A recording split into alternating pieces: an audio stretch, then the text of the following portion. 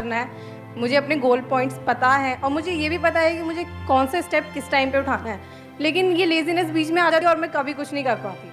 ये लेजीनेस बीच में आ जाती है, जिसको हम लेजीनेस बोल रहे हैं, इसका मतलब ये नहीं है कि आप पूरा दिन सिर्फ बैठे रहते हैं, कुछ ना कुछ तो करते होंगे, हाँ जी, लेकिन अपने गोल से रिलेटेड कम करते हैं हाँ जी। और जो चीज़ें वो ज़्यादा करते हैं, जैसे टेलीविजन हो गया, मोबाइल हो गया, ये नहीं हो सर, गया। जैसे लाइक अगर मैं स्टडीज़ कर रही हूँ, मैं स्टडी कर रही हूँ कुछ, तो मैंने ओनली सोचा कि अगर अच्छा मैं 1 घंटे में अपने 2 चैप्टर्स कंप्लीट करूँगी, बट 15 मिनट्स में मैं इतनी ज़्यादा बोर हो जाती हूँ कि अब नहीं करना। मतलब ये है कि जो लेजीनेस का एक कॉज जो आपने यहाँ पे वर्ड यूज़ किया, दैट इज बोर हो जाती है।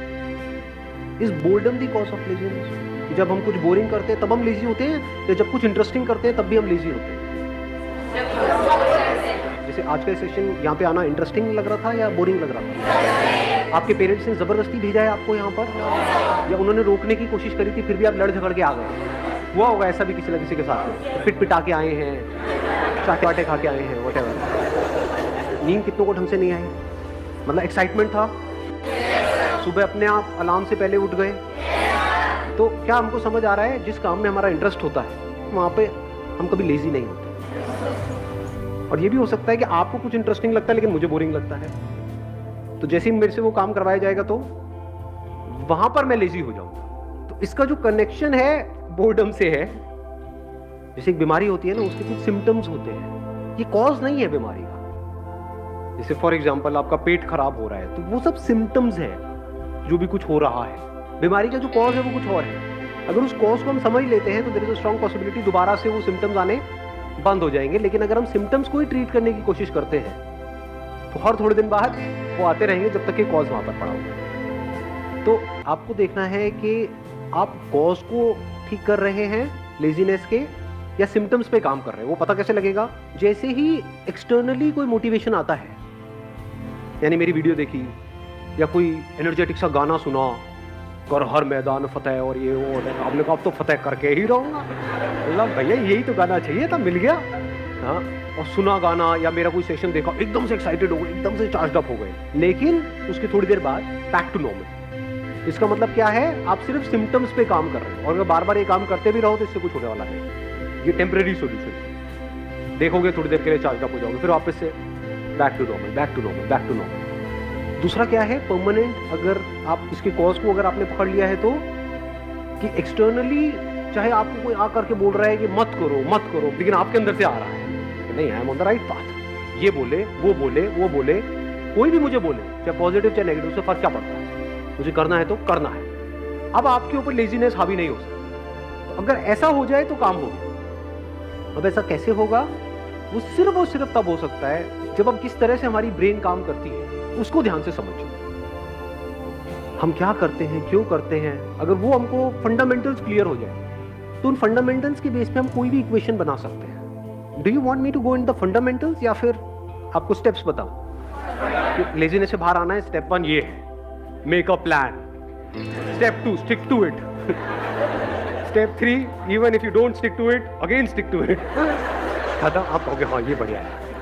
होना आना कुछ नहीं। थोड़ा सा इसको डीपली समझने की कोशिश करते हैं। हमारी ब्रेन, आपकी ब्रेन नहीं, मेरी ब्रेन नहीं, हमारी ब्रेन इसी तरह से काम करती है, based upon pleasure, seeking pleasure and avoiding pen.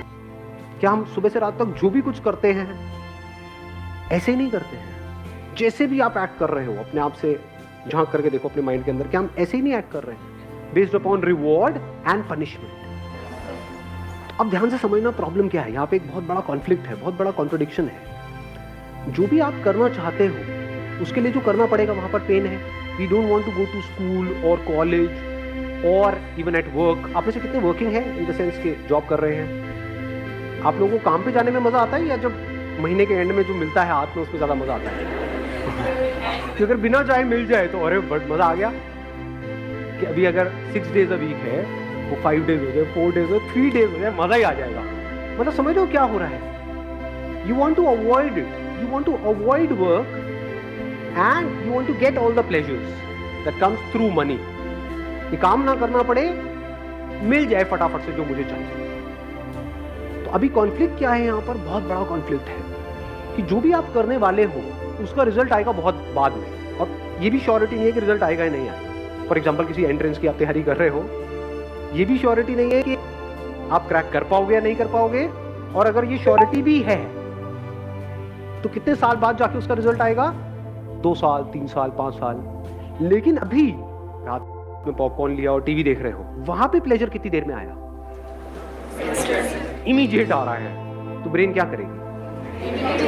Immediate तरफ ही जाएगी। ये पूरी की पूरी जड़ है जो हमको पकड़ में आ रही है। तो अब इसका रास्ता क्या है, इसका सोल्यूशन क्या है? अब होता क्या है, एक मजेदार बात बताऊं, हमारे पास गोल्स भी होते हैं, ड्रीम्स भी होते हैं, लेकिन तब भी हम पेटी प्लेजर्स में उलझ करके रह जाते हैं। करना कुछ चाहते हैं लेकिन करते कुछ और है, जिस हमारे गोल से कोई कनेक्शन नहीं होता है। अपने गोल्स को पोस्टपोन, ऐसा क्यों होता है? क्योंकि गोल्स तो है हमारे पास, लेकिन वो गोल्स या वो ड्रीम्स, उसमें एक्चुअल में कुछ है ही नहीं। मतलब उनको आप सपने तो बोल सकते हो, ड्रीम्स बोल सकते हो, क्योंकि ड्रीम्स किसके पास नहीं होते? सबके पास होते हैं। ड्रीम क्या है कि मैं अपने हाथ से एक रॉकेट बनाऊंगी, उसको मैं ना मार्स पे लेकर के जाऊंगी। कैसे बनाऊंगी? ये मेरे पास में एक कॉपी है, बस इसी के पेट फाड़ फाड़ के नहीं जा रहा, नहीं जाता, मैं नहीं करूँ, गंदा गेम है, मैं नहीं खेलती। संदीप सर क्या बोलते रहते हैं अपने सेशन में, एवरीथिंग इज पॉसिबल, एवरीथिंग। वो नहीं हुआ, मैंने किया, नहीं हुआ। तो कहने का मतलब है, हंस लो, हाँ। फर्क समझ पा रहे हो मैं क्या कह रहा हूँ? एक है ड्रीम, एक है विजन।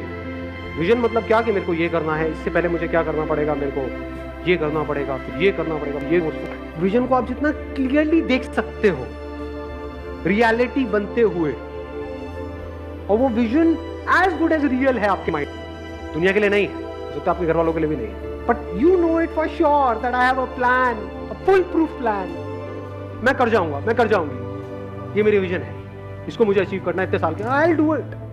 तब वहां से ब्रेन में कुछ केमिकल्स रिलीज होने शुरू हो जाते हैं। जैसे कुछ खाते हैं जो हमको पसंद है तो कुछ केमिकल्स रिलीज होते हैं, डोपामिन रिलीज होता है। तो अभी प्रॉब्लम क्या है कि जो भी आपके ड्रीम्स हैं या गोल्स हैं, उसके बारे में अगर आप सोचते भी हो, बोलने के लिए बोलते हो कि हाँ मेरा ये ड्रीम है, गोल है, लेकिन उसकी वजह से कुछ भी अंदर रिलीज नहीं होता, क्योंकि अगर होता तो आप रोक ही नहीं सकते थे अपने आप को। तब तो डिस्ट्रैक्शन का टॉपिक ही क्लोज हो गया, क्योंकि जहां ज्यादा रिलीज होगा वहीं पर आप जाओ। ब्रेन को जहां पर ज्यादा सेंसेशंस होंगी, जहां पर ज्यादा मजा आ रहा होगा, अपने आप ही आप वो काम करने लगेंगे। ऐसा ही नहीं हो रहा है सुबह से रात तक? जैसे कुछ वेबसाइट्स होंगी जहां पे आपको ज्यादा मजा आता है, तो उन पे नहीं जाते, या उन पे जाते हो जहां पे कम। अब आया कुछ समझ में? इन बातों को समझना बहुत जरूरी है, because we are talking about a permanent solution. यही टाइम है आप लोगों के पास, अगर सिंसियरली इन चीजों को समझ लिया तो कुछ कमाल का हो सकता है। प्रॉब्लम क्या है, बेसिक जो ह्यूमन साइकी है, वो प्रॉब्लम ये है कि हमें कुछ करना ना पड़े, बस बैठे बैठे हमारे सारे काम हो जाए। कि सर ये जो आप बता रहे हो विजन, ये वो ड्रीम को, इसके लिए बहुत कुछ करना पड़ेगा, कोई ऐसा रास्ता बताना जो शॉर्टकट हो। तो इसके लिए ये जो बातें मैं कर रहा हूँ, इसको समझने के लिए आपके अंदर सेल्फ रिस्पेक्ट होनी चाहिए। जिसके अंदर सेल्फ रिस्पेक्ट होती है वो कभी भी आलसी नहीं बनेगा। सेल्फ रिस्पेक्ट का मतलब क्या कि मैं 18 साल से ऊपर हो गया हूँ। आप में से कितने जो 18 साल से ऊपर हैं? हाँ, सारे हैं। तो दैट मीन्स कि अगर आपके अंदर सेल्फ रिस्पेक्ट है तो, अगर है तो क्या आना चाहिए अंदर से कि मुझे बैठे बैठे नहीं खाना है अपने माँ बाप का, फ्री में मुझे कुछ भी नहीं चाहिए, 1 रुपये भी नहीं चाहिए किसी से भी, चाहे वो मेरे माँ बाप हो चाहे कोई भी हो, अपने बेस पे कुछ करना है। ये सेल्फ रिस्पेक्ट हमारे अंदर होनी चाहिए। ऐसी बहुत कम लोगों में मिलती है। कहीं पे भी कोई ऑफर निकाल दो जहाँ पे ये बोल दो कि हाँ ये लकी ड्रॉ है, और लाखों लोग इकट्ठे हो जाते हैं 1 मिनट में, सब भिखमंगे भरे पड़े हैं। ये कैसी सोच है? आपको अपनी एक किस्सा सुनाऊं? मतलब एक बार गोवा में एक कैसीनो है, तो मैं और मेरा दोस्त वहाँ पे खेलने गए। तो मेरा जुआ खेलने का सीधा सा उसूल है कि जुए में मैं चाहे जितना मर्जी जीत जाऊँ, मैं उसको अपने पास रखूंगा नहीं, मैं हार के ही उठूंगा। मैं पहले ही फिक्स कर लेता हूँ अपने माइंड में कि इतना मुझे हारना है। लोग खेलते हैं जीतने के लिए, मैं खेलता हूँ हारने के लिए। तो आप कहोगे हारने के लिए क्यों खेलते हो, पागल हो क्या? अरे खेलने में मजा आता है ना। जैसे हम मूवी देखने जाते हैं तो वहां से कुछ मिलता थोड़ी है मूवी देखने के बाद में। आपने 1000 रुपये खर्चा तो क्या मिला एंड में? मूवी देखने में मजा आया। ऐसी जुआ खेलने में मजा आता है कभी कभी, रोज नहीं। तो सोचो मैं जुआरी बैठा हूँ। तो रूले एक गेम होती है, वो पता है आप लोगों को? उसमें नंबर्स होते हैं बहुत सारे, उसमें नंबर्स पे पैसा लगाना होता है। तो खेल रहे पहले दिन खेले, वहाँ से मैंने शुरू किया था 2000 रुपये से, जीतते जीतते 20-25 हज़ार रुपये हो गए। अगले दिन फिर खेले और वो दोस्त मेरा दूसरा जो साथ में था वो हारे जा रहा, रोज पूरा दिन ही खराब, मतलब मैं क्या यार, मैं 15,000 रुपये डाउन हो गया, ये हो गया, मतलब ये हालत चल रही है उसकी। मैं यहाँ पे जीत के भी खुश नहीं, मैं वो खेलने में मज़ा आ रहा, अच्छा ऐसा होगा चलिए यहाँ लगाता वो करते करते 75-80 हज़ार रुपये मैं जीत चुका था 2000 रुपये से। तो वहाँ पे जितने प्रोफेशनल जुआरी बैठे होते हैं कैसीनोज में, आप अगर कभी गए हो तो आपको पता होगा, जिनका रोज़ का होता है, मतलब उनकी शक्ल से पता लग रहा था घर बार सब बिक चुका है। मेरे को आ करके नहीं था, भाई उड़ जा, मैं उड़ जा, मैंने भी ये गलती करती है। मैंने कहा क्या मतलब, क्या उड़ जा, मतलब मैं जीत चला जाऊँ? ये जुआरी कैसे बनते हैं? जीत करके बनते हैं, हार करके बनते हैं? कोई भिखारी कैसे बनता है? जब उसको भीख मिलती है तब बनता है भिखारी, या भीख नहीं मिलती है तब बनता है? जिसको नहीं मिलेगी, उसने कोशिश करी भीख मांगने की, उसको मिली ही नहीं, वो कहेगा नहीं भिखारी बनती मिल है ही नहीं। जिसको मिल गई वो भिखारी है, जो जीत गया वो जुआरी है। तो ये बेसिक से फंडे हैं लाइफ के। तो मेरा फंडा क्या है कि चाहे जितना मर्जी हो जाए, तो 75-80 हज़ार रुपये कैसीनो के भी बंदे वो सब एक्साइटेड हुए पड़े कि अगर मैंने ये लगा दिया एक नंबर पे तो उसका 35 गुना या 36 गुना हो जाता है। तो उनकी भी एक लिमिट होती है कैसीनो की। तो सबकी हवा टाइट थी, क्योंकि मैं पागलों की तरह खेल रहा था, क्योंकि मेरे को जीतना ही नहीं था, मैं तो हारने के लिए खेल रहा था ना। समझ लो, और लोग जीतने के लिए खेलते हैं, हारने से उनकी फटती है, मेरा ऐसा कुछ था ही नहीं। वहाँ पे मैंने क्या किया, वो पूरा का पूरा पैसा यानी 70-80 हज़ार रुपये एक नंबर पे लगाया और उठ गया वहाँ से। उस नंबर के आने की प्रोबेबिलिटी क्या थी? 1:35। तो सारे मेरे को नहीं इसमें से कुछ तो रख ले, चल होटल का खर्चा ही निकल जाएगा। पागल है क्या, होटल का खर्चा, मैं जुए के पैसे से होटल का खर्चा निकालेगा, जुआरी हो गया। तो वहाँ पे रखा और मैं उठ करके बाहर चला गया। बाद में दोस्त ने आकर के बता दिया कि नहीं आया। और अगर वो आ जाता तो 70,000 इंटू 35 करना कितना हुआ? 25-30 लाख रुपए हुआ। हाँ, तो उतना कैसीनो को मुझे देना पड़ता। तो आप समझ सकते हो कि कैसीनो की क्या हालत हुई थी। सोचा अगर वो नंबर आ जाता तो 25-30 लाख रुपए उस कैसीनो को देना पड़ता, लेकिन अगर वो 25 लाख भी आया था तब भी मैंने वहीं पे टेबल पे छोड़ देना, चाहिए नहीं, मतलब ही नहीं। इसको क्या बोलते हैं? Self respect. When I was getting married to my wife, I'm not too sure ये बातें बतानी चाहिए नहीं, बट तो ना बता दो आप, तो हर चीज़ बता दो सर, कुछ भी बता दो, आप में क्या जाएगा, आप तो अपने घर मेरी वोट लग जाएगी, नहीं हाँ। तो बट इतनी कोई बड़ी बात नहीं है, छोटी सी बात है, तो बता देता हूँ, सच है तो उसमें बताने में क्या डर। When I was getting married to my wife, तो उस टाइम पे मेरे पास में एक सेकेंड हैंड मारुति स्टीम थी। तो मेरे को उड़ती उड़ती खबर आई कि वो मेरे को होंडा सिटी देने का कुछ प्लान कर रहे हैं।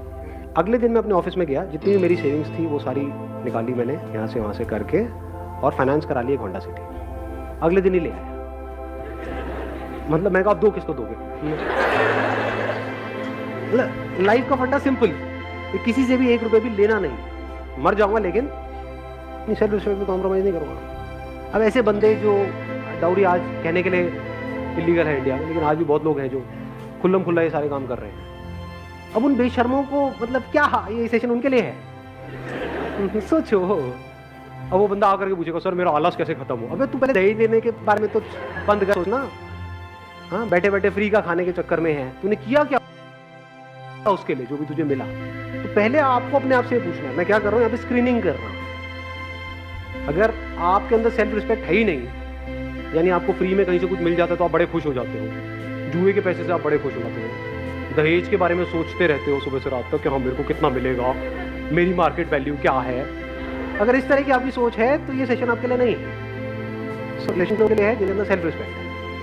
जब सेल्फ रिस्पेक्ट होती है तो फिर हम रास्ते ढूंढते हैं कि लूंगा तो नहीं किसी से भी 1 रुपये भी, तो अब कैसे, मतलब खुद को ही लायक बनाना पड़ेगा। तो वहां से लेजीनेस जड़ से खत्म होती है। क्योंकि मैंने आपको बताया ना, माइंड 2 तरह से काम करता है, एक है प्लेजर, सीकिंग प्लेजर, एक है अवॉइडिंग पेन। यानी कि अगर आप पूरे दिन ये सोचते रहो कि मुझे अपने किस पेन को अवॉइड करना है, और वो पेन जिसको आप अवॉइड करना चाहते हो वो पेन उससे बड़ा होना चाहिए जो पेन आपको हो रहा है वो काम करने में जो आपको करना पसंद नहीं है। आया ऊपर से गया।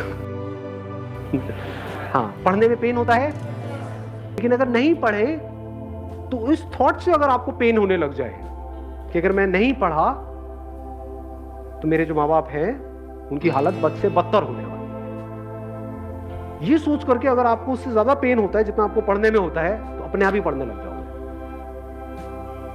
और दूसरी तरफ से मैंने क्या बोला है कि प्लेजर, यानी ऐसी सेंसेशन अंदर से रिलीज हो वो सोच करके विजन के बारे में जो उससे बड़ी हो, जो छोटी मोटी चीज़ों, तो कामयाब हो जाओगे। और क्या कर सकते हो अगर इसको इंटेलिजेंटली यूज़ करना है तो? बोरिंग इंटरेस्टिंग का भी हमको फंडा समझ आया।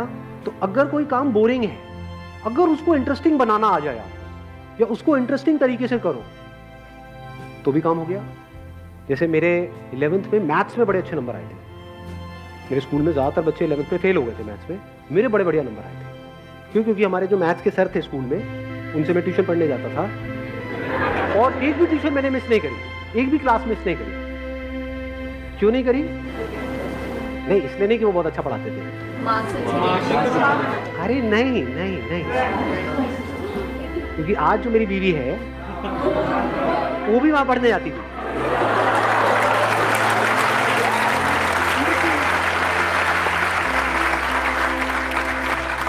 मतलब वो एक प्रॉब्लम देते थे तो सबसे मुझे ही सॉल्व करती वो प्रॉब्लम, क्योंकि तभी तो स्टाइल मारता ना, तभी तो मैं उसको पढ़ाने के लायक बनता पीछे से। तो समझे? नहीं आई बात समझ में? हाँ, मुझे इस लायक बनना था उस टॉर्चरस क्लास में जो मुझे बिल्कुल भी पसंद नहीं थी। ना मुझे वो सर पसंद थे, ना उनके पढ़ाने का तरीका पसंद था, कुछ भी पसंद नहीं था, कुछ और पसंद था।